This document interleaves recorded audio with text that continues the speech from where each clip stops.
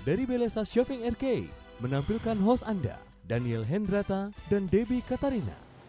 Shalom pemirsa, ya jumpa lagi bersama dengan kami dalam suatu acara yang luar biasa yaitu Good News Program bersama dengan saya Daniel Hendrata dan juga istri saya Debbie Katarina. Senang sekali bisa menjumpai pemirsa sekalian baik yang ada di rumah maupun yang ada di Belesa Shopping Arcade. Ya pemirsa sekalian, jangan lupa bahwa Good News Program dapat pula Anda saksikan melalui website kami yang ada di www.anugrah.net. Gimana Deb? www.anugrah.net. Ya. Pemirsa, kapanpun acara ini berlangsung, bila ada di antara pemirsa yang memerlukan bantuan doa atau konseling, jangan pernah ragu-ragu menghubungi kami di nomor-nomor telepon yang tertera di layar kaca pemirsa sekalian. Ya, pemirsa sekalian, ada suatu topik yang sudah kami persiapkan hari ini Anda yang sangat penting dan sangat menarik, yaitu CSR atau Corporate Social Responsibility. Ya.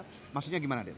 Corporate Social Responsibility ini sudah mulai banyak dilakukan ya Dan ya. Kalau di dunia sih sudah dari dulu, tapi di Indonesia mungkin sesuatu yang sifatnya baru. Begitu bagaimana perusahaan-perusahaan itu mereka melakukan semacam bakti sosial gitu ya, memberi kembali kepada masyarakat yang ada di sekitar perusahaan mereka, kepada orang-orang yang membutuhkan. Jadi rupanya itu merupakan suatu hal yang baik untuk dilakukan ya. Pemirsa sekalian, kita tahu bahwa negeri kita yang tercinta adalah negeri yang luar biasa, Indonesia, pemirsa sekalian.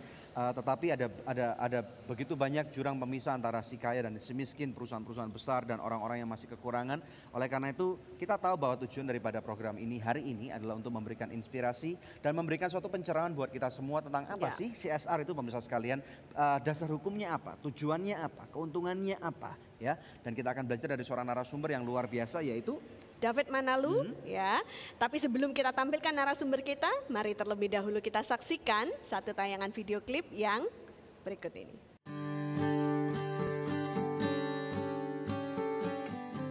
CSR atau Corporate Social Responsibility dapat diartikan suatu konsep atau tindakan yang dilakukan oleh perusahaan sebagai rasa tanggung jawab perusahaan terhadap sosial maupun lingkungan sekitar di mana perusahaan itu berada.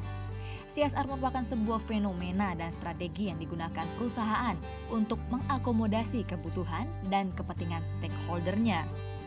Banyak perusahaan yang sudah menerapkan CSR dalam program kerja mereka, seperti melakukan suatu kegiatan yang dapat meningkatkan kesejahteraan masyarakat sekitar dan menjaga lingkungan.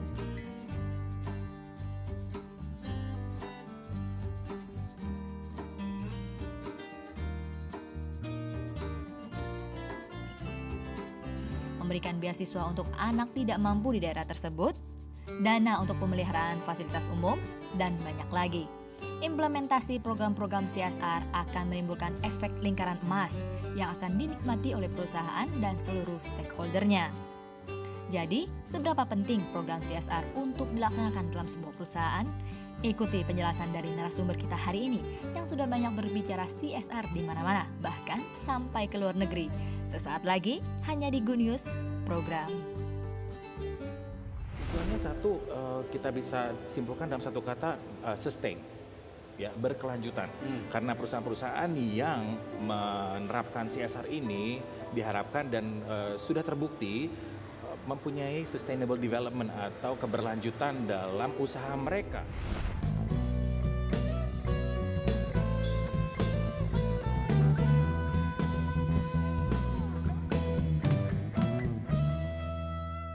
Aku suka banget Sogut Bakso. Praktis, udah ada bumbunya. Ada bakso sapi, ayam, ikan, dan udang. Dari daging pilihan. Sogut Bakso is very good.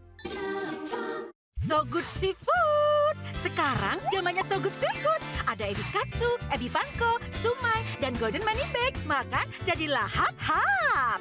Seafood sehat dan enak, cuma Sogut jagonya. Ayo makan so nice, ayo kita SMS, semua makan so nice. Ujungnya aja enak, apalagi tengahnya, Bun. So nice, enak loh. SMS, semua makan so nice. SMS, semua makan so nice. So nice, enak bermutu. Dari So Good Food. Angel Love Online turut mendukung Yayasan Anugrah Presindo dalam menyebarkan kabar baik.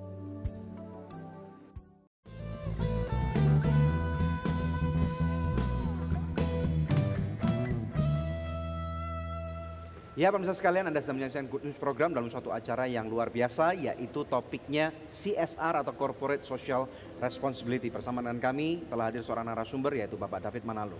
Silakan, David. Ya, shalom David, apa kabar? Shalom. Senang bisa sampai di Good News nih ya. Ya, ketemu lagi ya, setelah Terima lama kasih. kita nggak ketemu Iya, ya. sekian Iya. lama Oke, kita tidak kebetulan. bertemu. Kalau boleh memperkenalkan diri terlebih dahulu kepada pemirsa di rumah, David Manalo ini siapa, keluarganya, pekerjaannya, pelayanannya gitu ya. Oke, terima kasih. Nama saya David Manalo. Saya seorang corporate communication di sebuah institusi manajemen bernama PP Management, dan juga saya dalam kaitan dengan CSR, saya adalah salah satu BOD dari sebuah perkumpulan, kalau boleh dibilang ya, Civil Corporate Society yang bernama IGCN, Apa itu singkatannya? Indonesia Global Compact Network. Ini adalah satu badan yang dibentuk oleh Kofi Annan di UN sana, yang ingin menumbuh kembangkan awareness tentang CSR di kalangan korporat di berbagai belahan dunia. Oh wow, luar biasa. Iya. Kalau tentang keluarga dulu, sebelum kita masuk topik yang lebih dalam, ceritakan dulu tentang keluarga, istri dan anaknya. Saya tahu kan baru punya anak tuh beberapa bulan yang lalu kan. Betul. Ya, puji Tuhan saya sudah berkeluarga dan mempunyai seorang anak perempuan bernama Annabelle Ruth Manalo, dan istri saya yang cantik ya, dari Fanny Chang, dan kami sekarang bergereja juga dan mengikuti pelayanan juga di JPCC, sebuah gereja. Oke, good. Punya anak sama nggak punya anak bedanya apa? Wah, itu merupakan tanggung jawab dan anugerah Ya, juga social ya. responsibility-nya CSR seperti juga ini. ya, CSR juga. Tapi in terms of dulu kan berdua terus, sekarang harus punya anak. How do you share this gitu? Well, it begins with the commitment, of course, ya. Karena kalau dalam perkawinan nggak ada komitmen, itu menjalani segala sesuatu akan sulit. Tapi kalau Tuhan udah pimpin dan anugerah itu sudah diberikan, tanggung jawab dan komitmen itu akan dilakukan dengan sukacita pastinya. Amin. Oke, nah kita mau ngomong soal topik kita hari ini ya. Jadi corporate social responsibility. Bisa David jelaskan maksudnya ini apa artinya gitu? Ya, CSR sendiri itu sangat luas sekali cakupannya, dan itu sudah dimulai jauh seabad yang lalu kira-kira ya. Yang mulai siapa ya seabad yang lalu? Yang memulai itu memang dari Western civilization ya, Western civilization waktu itu di Amerika, karena mereka ada semacam kecenderungan bertanggung jawab sosial kepada masyarakat dalam hal ini waktu masa-masa perbudakan. Gitu ya. Jadi jauh sebelum itu, kalau ada tahu sebuah merek coklat Cadbury dulu 1909 itu mereka mempekerjakan slave dari Afrika, dan itu mendapat kecaman dari masyarakat karena Cadbury dulu itu diproduksi oleh sebuah society yang sangat religious, Quaker kalau tahu, ya Quaker, dan masyarakat itu mengecam karena mereka mempekerjakan slave dari Afrika, dan itu membuat satu polemik. Dan mulai dari situ berkembanglah yang namanya CSR, kepedulian terhadap komunitas, masyarakat, dan itu berlangsung sampai sekarang. Ya. Tujuannya apa kalau perusahaan-perusahaan mempedulikan masyarakat di sekitar mereka?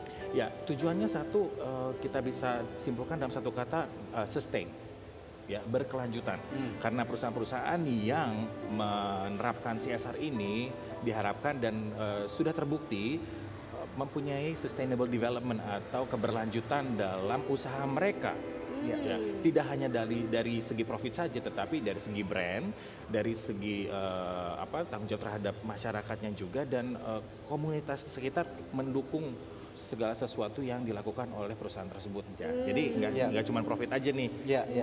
Mereka juga dari segi branding dan juga dari segi tujuannya mereka juga tercapai. Oke, nah pemerintah Indonesia tampaknya sudah sangat mendukung CSR ini juga kan? Betul. David bisa ceritakan kepada kami nggak undang-undang yang pemerintah keluarkan untuk penanganan CSR ini ada nggak? Ada atau bunyinya bagaimana? Gitu? Terutama di undang-undang yang mengatur tentang perseroan terbatas itu ada di pasal 74 Undang-Undang Nomor 40 ya tahun 2007, itu yang mengatakan bahwa setiap perusahaan terbatas atau PT itu mempunyai tanggung jawab dan juga mempunyai suatu keharusan untuk membagikan sebagian dari keberuntungan dari profit mereka kepada masyarakat dalam bentuk itu community development atau lingkungan dan lain-lain gitu. Oke, kita akan lanjut setelah break ya. Oke pemirsa, jangan kemana-mana, tetap stay tune bersama dengan kami karena akan ada lebih banyak lagi yang bisa kita pelajari dalam Good News Program. Poin di mana sebuah perusahaan ini harus mulai melakukan CSR, ada titik awalnya gitu loh. Indikasinya apa? Indikasinya apabila memang perusahaan tersebut sudah berkembang, dalam hal ini stakeholdernya itu sudah dari berbagai macam pihak ya, sudah multi stakeholder, dan biasanya sih ini dipakai oleh perusahaan-perusahaan yang sudah go public.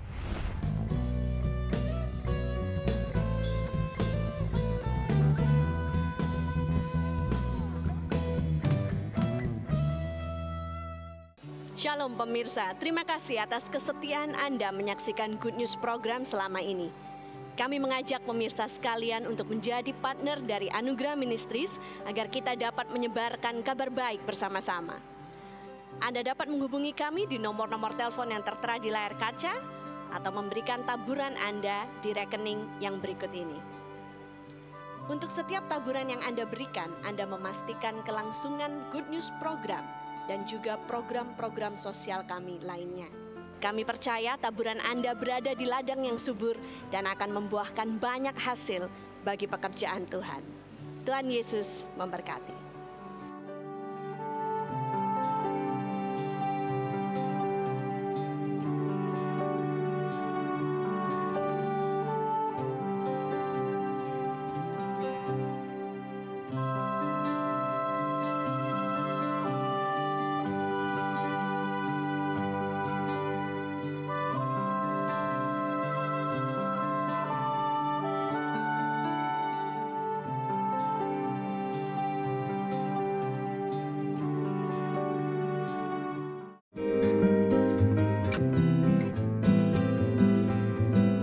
Mereka ini adalah anak-anak bangsa, dan di dalam diri mereka ada potensi yang sangat luar biasa. Tapi mereka penuh dengan kekurangan dan mereka butuh bantuan Anda. Ayo, ikut Kak Jo. Ayo. Pelajaran apa yang paling susah? Bahasa Inggris. Iya, bahasa Inggris gampang tahu. Oh apa? Bisa. Sungguh adik-adik ini membutuhkan sesuatu yang terbaik, dan saya salut sekali dengan program Adikku Sayang yang pastinya akan memberikan dampak yang terbaik buat mereka. Adik-adik harus belajar yang rajin ya, supaya cita-cita kalian tercapai. Dan Kak Jo yakin suatu saat nanti kalian akan menjadi orang yang sangat berguna bagi nusa dan bangsa. Tapi Kak, kadang kami tidak bisa bayar uang SPP. Jangan takut, pokoknya mulai hari ini semua keperluan sekolah kalian akan ditanggung, akan dipenuhi oleh program Adikku Sayang. Yang penting kalian rajin belajar ya.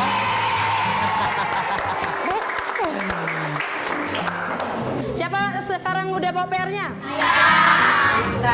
Senyum mereka adalah semangat mereka. Ayo kita bantu mereka supaya cita-cita mereka semua tercapai dan berguna bagi nusa dan bangsa. Saya Joe Richard mengajak Anda untuk bergabung bersama kami. Program Adikku Sayang mendukung sepenuhnya biaya dan keperluan sekolah yang dibutuhkan. Setiap pagi, anak-anak diberi sarapan pagi yang bernutrisi. Sore harinya, Anugerah Learning Center memberikan bimbingan belajar 3 kali dalam seminggu. Dan di musim liburan, kami mengadakan wisata bersama atau program Family Day bersama keluarga tercinta. Kontribusi Anda akan memberi kesempatan kepada mereka untuk meraih cita-cita. Hanya dengan Rp15.000 per hari, Anda sudah menjadi dukungan yang terpenting dalam hidup anak-anak ini. Saya Yunus Jalman, umur saya 8 tahun. Cita-cita saya menjadi pilot. Pekerjaan ayah saya guru. Pekerjaan ibu saya menjual ikan. Saya senang mendapat bantuan dari Adikku Sayang. Terima kasih kepada bapak-bapak, ibu-ibu, dan kakak-kakak yang sudah menolong Yunus. kunjungi website kami di www.anugrah.net. Adikku sayang, persembahan dari Anugrah Ministries.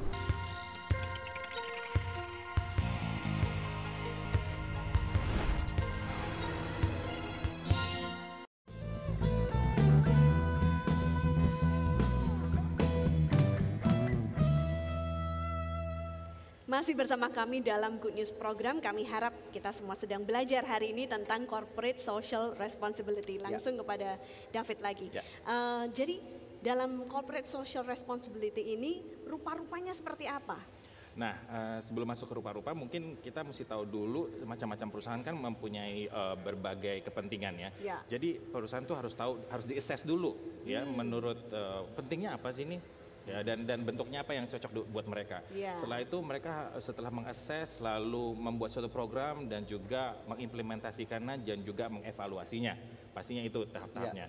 Dan sebetulnya ada sekitar 10 ya yang terdeteksi sekarang. Cuman saya akan memaparkan mungkin sekitar 4 yang mungkin sekarang tren ya berdasarkan pertemuan kami kemarin di Korea itu.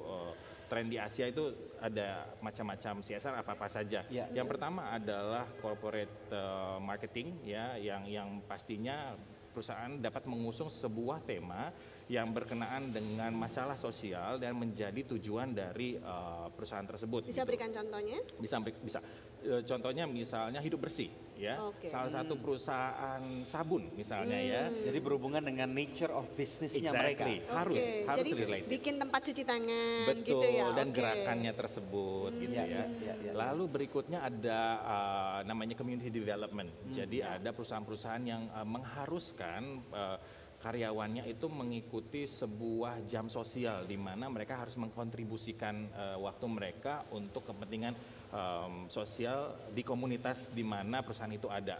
Contohnya kayak perusahaan-perusahaan mining itu karyawan-karyawannya itu mempunyai jam sosial di mana misalnya mereka harus mengajar di SD setempat, terus harus membangun infrastruktur seperti itu. Karena kebanyakan tanahnya juga rusak kan kalau setelah di mining kan, setelah ditambang ya. Betul, itu lebih kepada community development. Lalu ada yang filantropik. Filantropik ini lebih kepada penyokongan dana. Gitu ya, mereka support satu program yang bisa dilakukan oleh perusahaan tersebut atau perusahaan lain atau CSO lain ya, lalu mereka support dana dan itu sifatnya memang kasuistis atau event. Nah, yang terakhir yang bisa saya berikan di sini adalah relationship atau government relationship yang berdasarkan GCG. Jadi segala sesuatu yang dilakukan oleh perusahaan tersebut harus bersifat akuntabilitas, sesuai dengan hukum, sesuai dengan norma, dan juga diterima oleh masyarakat. Jadi misalnya tidak boleh ada segregation, ya, tidak boleh ada hal-hal yang bertentangan dengan isu HAM yang dilakukan oleh perusahaan tersebut. Jadi segala sesuatu itu harus sesuai dengan hukum dan norma dan juga isu HAM yang ada di. Tapi kalau yang ini berarti yang terakhir ini poinnya lebih ke dalamnya, policy perusahaan ke dalam ya, bukan sesuatu yang diberikan keluar gitu. Karena dampaknya akan keluar. Dampaknya keluar dan masyarakat akan menilai bahwa perusahaan tersebut sudah bagus dan sudah mapan, makanya GCG itu merupakan salah satu poin penting dari CSR. Ya, ada nggak titik poin di mana sebuah perusahaan ini harus mulai melakukan CSR, ada titik awalnya gitu loh, indikasinya apa? Indikasinya apabila memang perusahaan tersebut sudah berkembang, dalam hal ini stakeholdernya itu sudah dari berbagai macam pihak ya, sudah multi stakeholder dan biasanya sih ini dipakai oleh perusahaan-perusahaan yang sudah go public.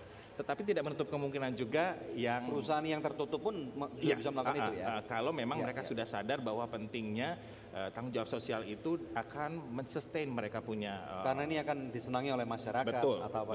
Nah, itu yang satu. Yang kedua, keuntungan secara dari pemerintah. Apakah pemerintah memberikan insentif pajak atau apa, atau tax cut atau whatever kalau suatu perusahaan melakukan CSR? Kalau dalam hal ini memang ada semacam tax holiday ya kalau kita ada CSR-nya, dan ini sudah diatur dalam satu undang-undang, kayak misalnya kalau untuk BUMN itu 2% dari revenue itu memang harus dialokasikan kepada CSR. Iya. Kalau untuk tax holiday memang ada klausul-klausul tertentu yang mengatur tersebut, dan itu bermacam-macam untuk BUMN, untuk persoalan terbatas dan lain. Ada nggak landasan firman Tuhannya kenapa kita harus melakukan hal ini? Dari berbagai literatur yang saya baca yang berkenaan dengan CSR itu memang sebetulnya CSR itu diinspirasi mungkin ya oleh firman Tuhan, bukan mungkin, pasti diinspirasi oleh firman Tuhan, karena kalau kata firman Tuhan ada ayat yang berbunyi, apa yang orang lain ingin, apa yang engkau ingin orang lain lakukan padamu, lakukan begitu kepada orang lain. Nah, begitu pula esensi dari CSR ini, kita mengharapkan bahwa si perusahaan tersebut harus memperlakukan komunitasnya atau stakeholdernya itu menjadi sesuatu yang sangat penting, gimana si perusahaan tersebut mau orang lain perlakukan pada dia, gitu loh. Dan juga pastinya ada ayat yang berbunyi, jadilah garam dan terang bagi orang lain, dan pastinya itu merupakan satu inspirasi juga bagi penggiat CSR ya, karena CSR itu harus menjadi garam dan terang pastinya di mana tempat dia bekerja dan juga di rupanya firman Tuhan juga bisa diterapkan di dalam perusahaan-perusahaan ya, karena selama ini orang pikir itu susah kalau diaplikasikan dalam dunia usaha, tapi nyatanya bisa ya. Harus. Oke, kita akan lanjut lagi ya. Pemirsa sekalian, sesuatu yang menarik bahwa sekarang kita lebih mengerti satu langkah ke depan tentang CSR itu apa. Nah, kita akan take a break, setelah itu nanti akan ada seorang artis cilik yang akan membawakan sebuah lagu yang luar biasa, dan kemudian nanti setelah itu kita akan nyambung lagi dengan saudara David Manalo. Stay tune di Good News Program.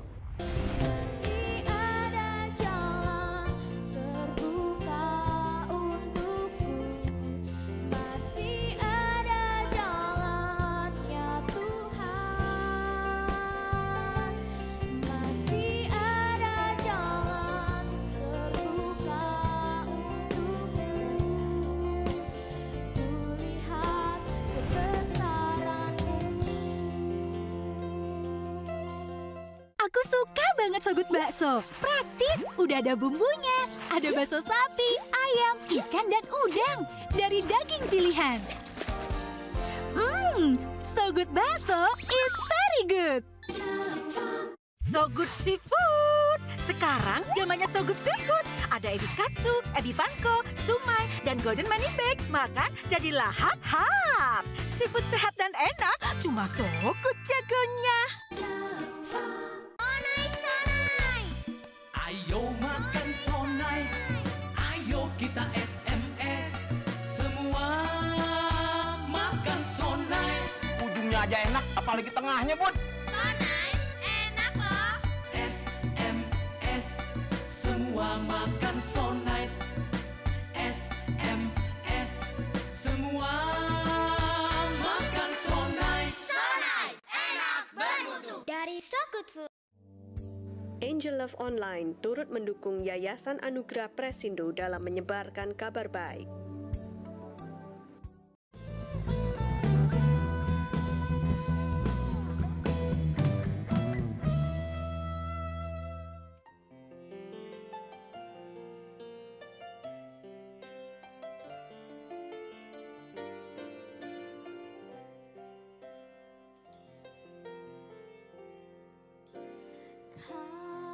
Selalu ajaib bagiku, jalanmu tak terselami. Saat kau yang membuka pintu, tak ada yang menutupnya. Kau selalu ajaib bagiku, jalanmu tak terselami.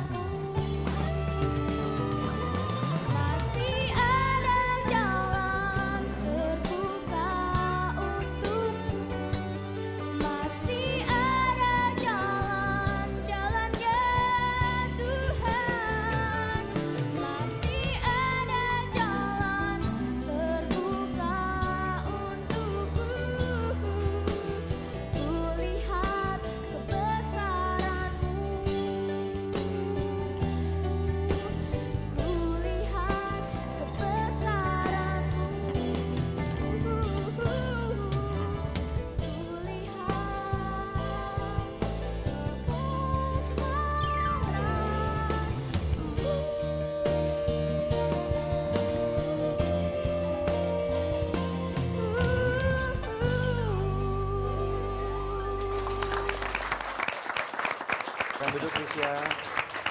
Selamat datang kembali di Good News Program. Terima kasih Tante. Oke, Visya ini album yang kedua ya? Iya. Oke, yang lalu waktu album pertama juga datang ke Good News ya? Itu kira-kira kapan? Setahun yang lalu? Iya. Oke, nah kalau boleh tanya sekarang tahun ini Visya berapa tahun usianya? 11 tahun Tante. 11 tahun. Kelas berapa itu? Mau naik kelas 6. Oh mau naik kelas 6. Wah tapi suaranya mantep Daniel ya. Ya, mantap. Biasanya kalau anak kecil banyak yang malu-malu tapi kamu nggak malu gitu ya. Terima kasih Tante. Oke, Visya bisa cerita nggak di balik pembuatan album yang kedua ini apa ada satu kisah tertentu yang berbeda dengan pembuatan album yang pertama dulu? Kalau perbuatan album yang pertama dulu mungkin lebih gampang dari album kedua karena album kedua ada bahasa Mandarinnya jadi Visya harus Ngeles Mandarin dulu gitu? Iya. Oh oke, tapi Yang kalau mendorong Visya untuk nyanyi ini siapa? Mama atau papa? dua-duanya, ya ini orang tua yang luar biasa ya. Memang Visya juga suka nyanyi. Iya. Cita-cita Visya apa sih? Dulu aku cita-citanya sebagai dokter. Dokter. Sekarang? Sekarang mengalir aja. Iya. Oke, Visya Manuela adalah anak dari Pastor Victor bersama dengan Ibu Sylvia Kuwe ya. Luar biasa ini ya. Tadi yang main piano juga kakaknya Visya ya. Namanya siapa? Vixnal Immanuel. Jadi kalian emang sengaja bikin satu tim gitu ya? Iya. Oke. Nah, ada nggak harapannya Visya untuk album Tuhan Pasti Menjawab ini? Harapan Visya untuk album kedua ini supaya bisa menjadi berkat untuk orang banyak, juga untuk membantu perintisan gereja pelayanan Papa. Jadi sering traveling bareng-bareng Papa ya? Iya. Udah kemana aja sama Papa pelayanan? Udah ke Samarinda, udah ke Manado, nanti minggu depan mau ke Manado lagi, Surabaya, Jakarta, sekelilingnya, dan banyak tempat lainnya. Caranya bagaimana supaya Visya kalau kita nyanyi atau tampil di depan banyak orang itu kan grogi gitu ya, nervous gitu ya. Nah ada cara nggak kamu yang lakukan supaya Visya bisa tampil lepas dan nggak grogi gitu di depan banyak orang? Supaya lepas sih, pikir aja itu untuk Tuhan bukan untuk manusia. Oh bijaksana sekali. Oke. Tadi lagu yang Visya nyanyikan judulnya apa ya? Ada Jalannya Tuhan. Ada Jalannya Tuhan. Oke, lagu yang pertama ini ya. Iya. Oke, bagus. Maju terus ya buat Selamat Visya ya. Selamat ya. Untuk album yang kedua, semoga lebih bagus penjualannya supaya lebih jadi banyak berkat buat banyak orang pada waktu terutama pelayanan bersama Papa dan Mama ya. Amin. Nanti kalau bikin album lagi jangan lupa mampir di Good News ya. Iya. Oke, pemirsa ini saatnya kuis yang selalu dinanti-nantikan oleh pemirsa di rumah ya. Visya sudah membawa 10 album, Tuhan Pasti Menjawab. Pertanyaannya, album keberapakah yang dibawa oleh Visya hari ini? Anda bisa mengirimkan jawabannya melalui SMS dengan format seperti ini, nama ya, alamat lengkap, kemudian jawabannya. Kirimkan ke nomor HP yang tertera di layar kaca pemirsa sekalian. Anda juga bisa menjawabnya melalui email ke goodnews@anugerah.net. Bila Anda mengirimkannya lewat email dengan format yang sama, sertakan juga nomor HP Anda. Maka kepada 10 orang pemenang terpilih kami akan mengirimkan masing-masing sebuah CD persembahan dari Visya Manuela, Tuhan Pasti Menjawab. Pemirsa tetap stay tune bersama dengan kami akan kembali lagi dalam Good News Program. Kita membangkitkan awareness dari generasi muda untuk terjun langsung ke dalam usaha awareness dari pengembangan terumbu karang. Karena 18% populasi terumbu karang di dunia ini ada di Indonesia.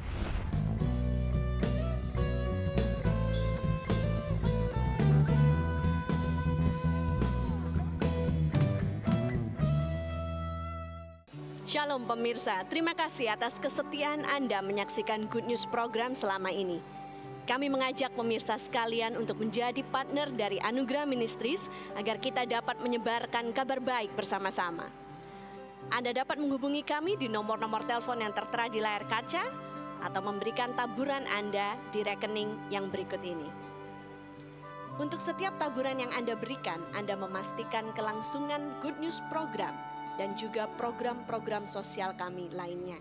Kami percaya taburan Anda berada di ladang yang subur dan akan membuahkan banyak hasil bagi pekerjaan Tuhan.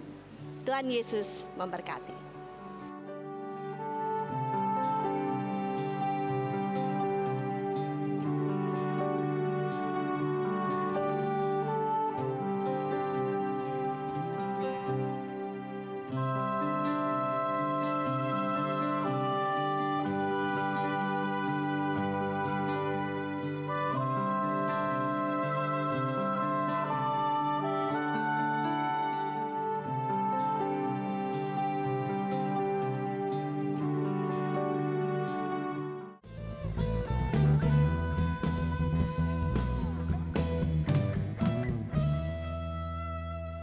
Masih bersama kami dalam Good News program, topik kita hari ini Corporate Social Responsibility. Langsung aja kepada narasumber kita, David Manalu.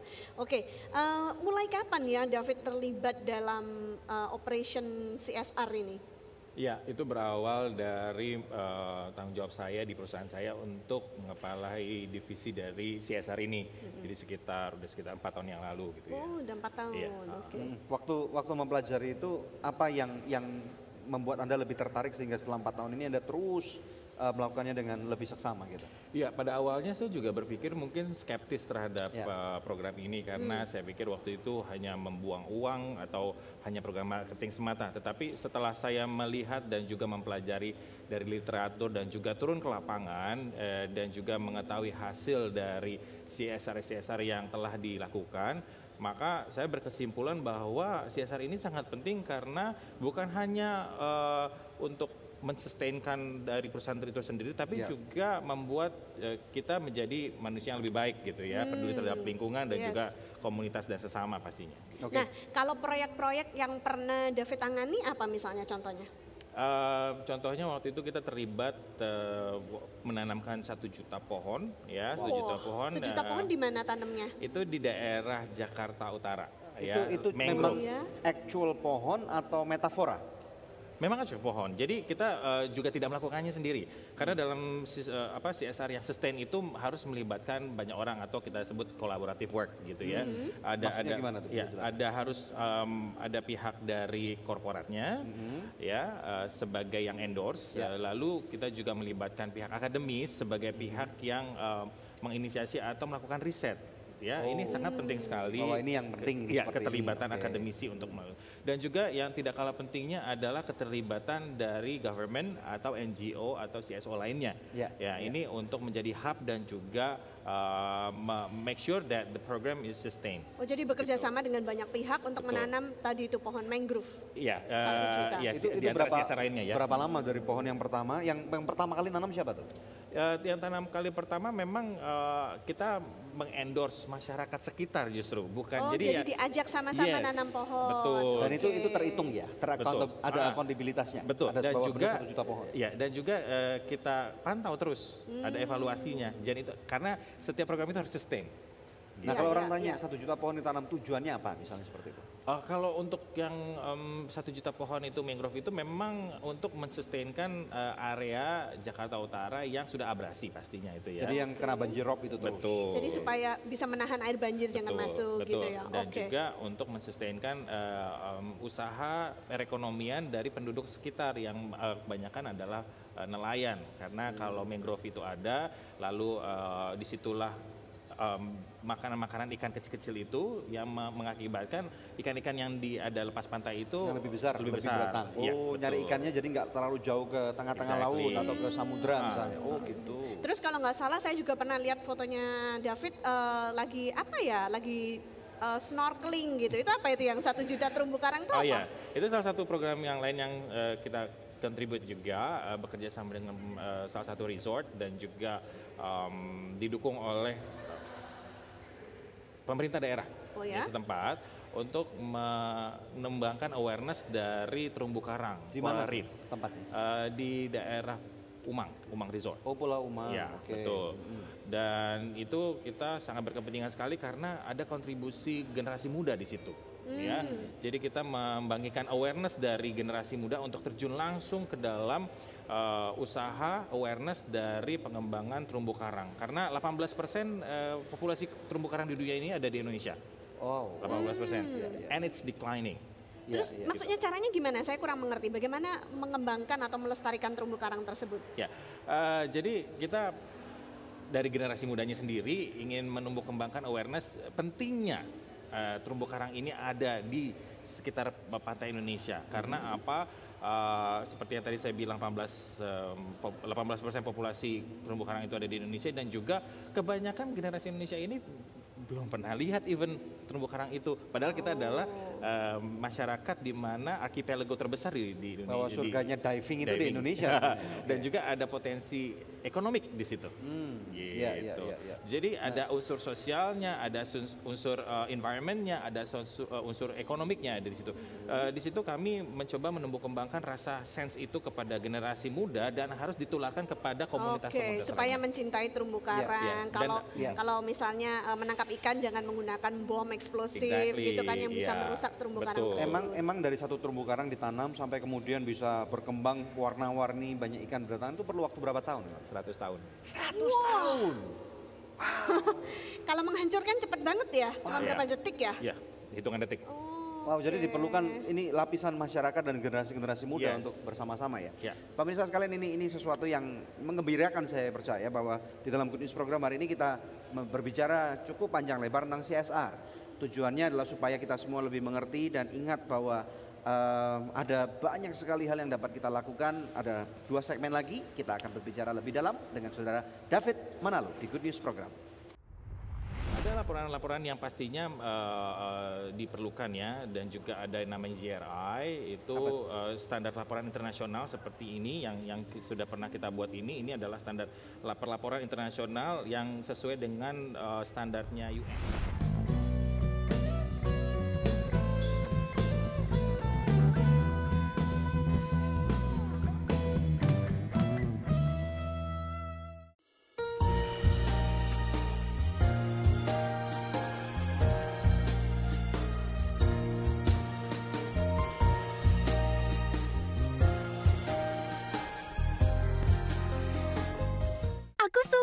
Sogut bakso, praktis, udah ada bumbunya, ada bakso sapi, ayam, ikan dan udang dari daging pilihan.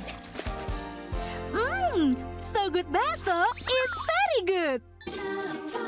Sogut Seafood, sekarang zamannya Sogut Seafood. Ada ebi katsu, ebi panko, sumai dan golden money bag. Makan jadi lahap-hap. Seafood sehat dan enak, cuma Sogut jagonya.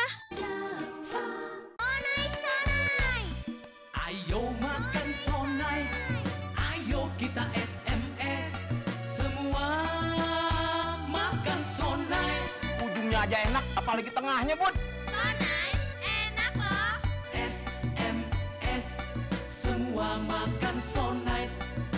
SMS, semua makan so nice. So nice, enak, bermutu. Dari So Good Food.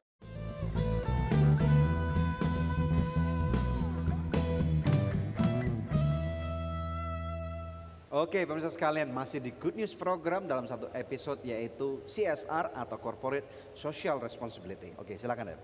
Oke, mau nanya lagi kepada David nih ya.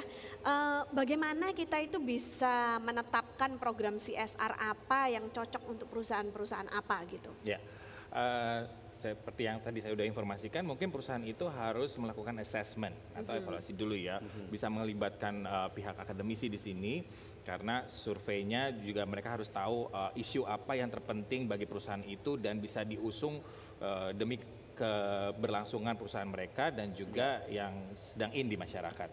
Setelah dilakukan assessment, pastinya harus dilakukan suatu action plan yang baik, eksekusi lalu evaluasi. itu harus selalu bergulir seperti itu untuk menciptakan suatu sustainability program dari CSR. Nah, tadi Anda juga menyebutkan kata-kata CSO. CSO itu artinya apa ya? Civil Society Organization. Nah, Civil Society Organization ini merupakan satu pilar penting dalam suatu keberlangsungan tadi. Di samping itu adalah akademisi dan korporat ya. CSO ini bisa diwakilkan oleh pemerintah, oleh religious groups ya, dan juga oleh NGO-NGO, karena CSO ini merupakan pilar di mana society itu merasa terwakilkan. Jadi ini bersifat seperti fasilitatornya ya? Betul. Termasuk yayasan-yayasan itu juga bisa di dalamnya gitu. Nah, oke, caranya sekarang gini, untuk CSO yang ada nih, bagaimana caranya supaya mereka bisa dipercaya oleh perusahaan-perusahaan ataupun dikenal oleh perusahaan-perusahaan itu? Bisa kasih tips? Ya, tipsnya adalah pastinya mereka harus melakukan suatu penelitian atau survei tentang program-program CSR yang pastinya relevan dengan perusahaan tersebut dan harus dapat dipertanggungjawabkan. Track records dan juga segala sesuatu itu harus akuntabilitas ya. Akuntabilitas penting ya? Penting sekali.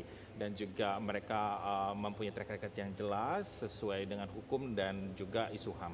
Itu penting. Nah, yang diharapkan sendiri dari perusahaan pada waktu mereka sudah mempercayakan dari CSO selain akuntabilitasnya, laporan-laporan berupa apa? Gitu? Ya, ada laporan-laporan yang pastinya diperlukan ya, dan juga ada yang namanya GRI, itu standar laporan internasional seperti ini yang sudah pernah kita buat ini adalah standar laporan internasional yang sesuai dengan standarnya UN.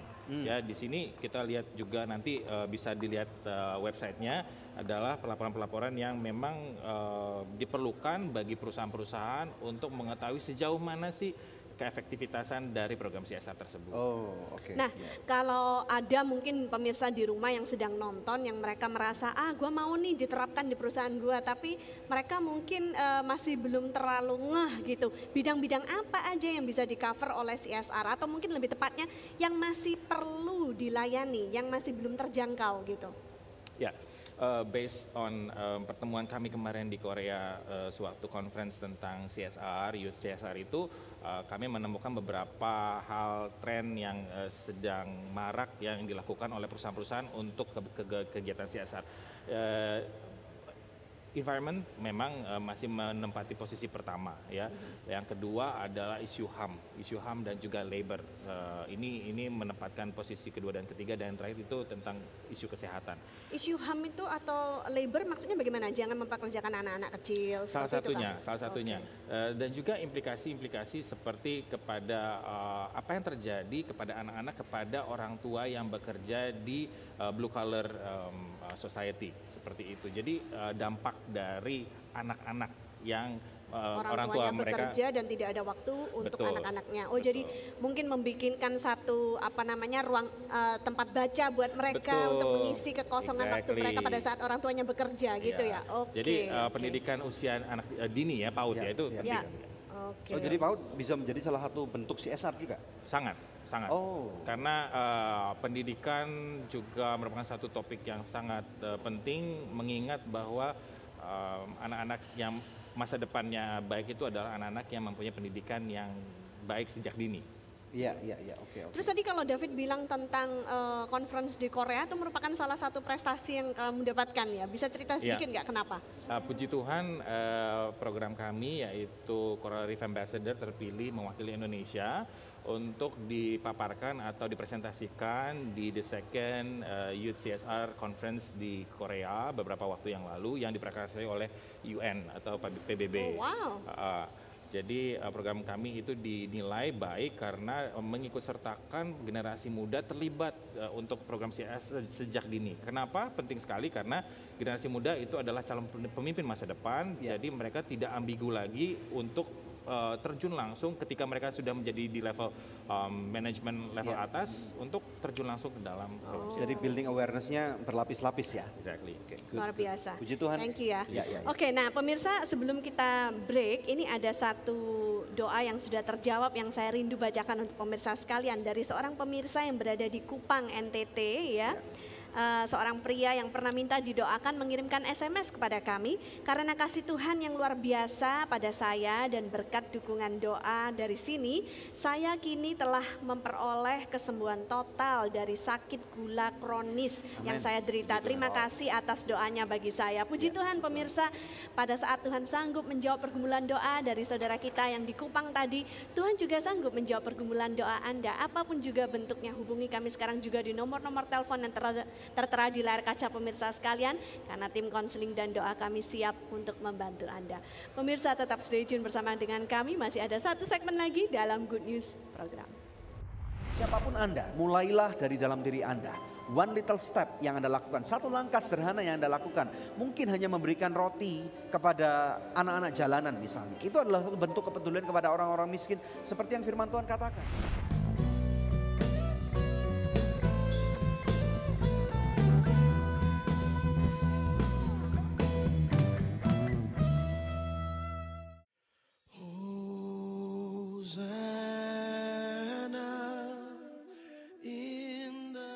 Dari Sabang sampai Merauke, tawa ceria anak-anak bangsa terdengar.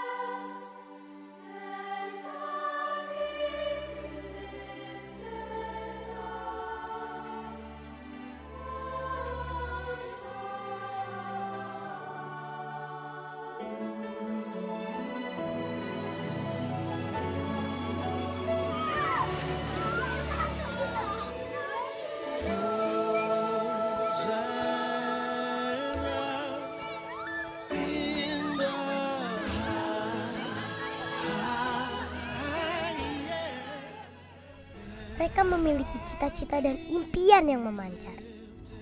Nama saya Nalan Setiawan, cita-cita saya menjadi menteri. Cita-cita saya ingin menjadi polisi, menjadi pak guru, pilot. Nama saya Yohana, umur saya 12 tahun, cita-cita saya menjadi pramugari. Lisi, main bola. Tetapi tidak banyak yang menjadi kenyataan. Mungkinkah kami terhindar?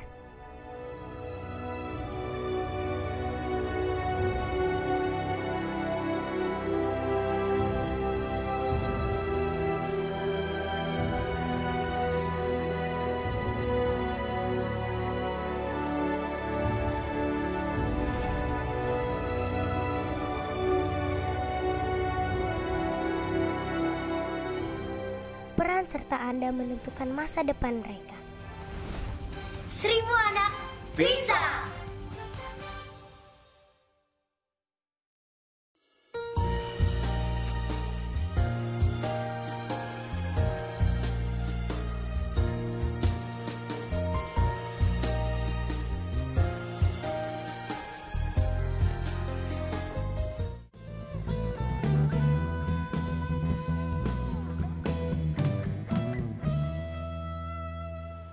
Masih dalam Good News program Corporate Social Responsibility.